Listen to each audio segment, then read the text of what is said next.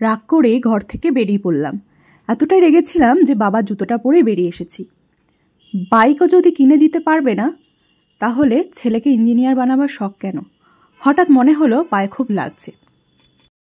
জুতোটা খুলে দেখি একটা পিন উঠে আছে, পা দিয়ে একটু রক্তও বেরিয়েছে। তাও চলতে থাকলাম। এবার পাটা ভিজে ভিজে লাগলো। দেখি পুরো রাস্তাটা জল। পা তুলে দেখি জুতোর নিচটা পুরো নষ্ট হয়ে গেছে। বাস স্ট্যান্ডে এসে শুনলাম 1 ঘন্টা পর বাস। অগত্যা বসে রইলাম। হঠাৎ বাবার মানি ব্যাগটার কথা মনে পড়ল, যেটা বেরোবার সময় সঙ্গে নিয়ে এসেছিলাম। বাবা এটা কাউকে হাত দিতে দেয় না, মাকেও না। এখন দেখি কত টাকা এখানে রয়েছে। খুলতেই 3টে কাগজের টুকরো বেরোলো। প্রথমটায় লেখা ল্যাপটপের জন্য 40,000 লোন।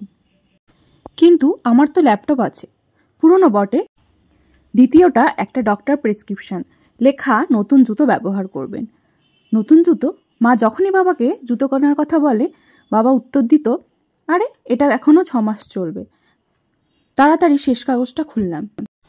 পুরানো স্কুটার বদলে নতুন বাইক নিন, লেখা শোরুমের কাগজ।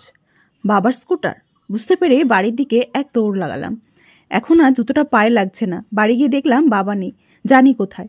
এক দৌড়ে সেই শোরুমটায় দেখলাম স্কুটার নিয়ে বাবা দাঁড়িয়ে রয়েছে।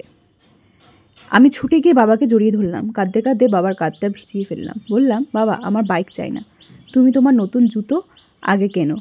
আমি ইঞ্জিনিয়ার হব, তবে তোমার মতো করে। মা হলো এমন একটা ব্যাংক যেখানে আমরা আমাদের সব রাগ, অভিমান, কষ্ট জমা রাখতে পারি। আর বাবা হলো এমন একটা ক্রেডিট কার্ড যেটা দিয়ে আমরা পৃথিবীর সমস্ত সুখ কিনতে পারি।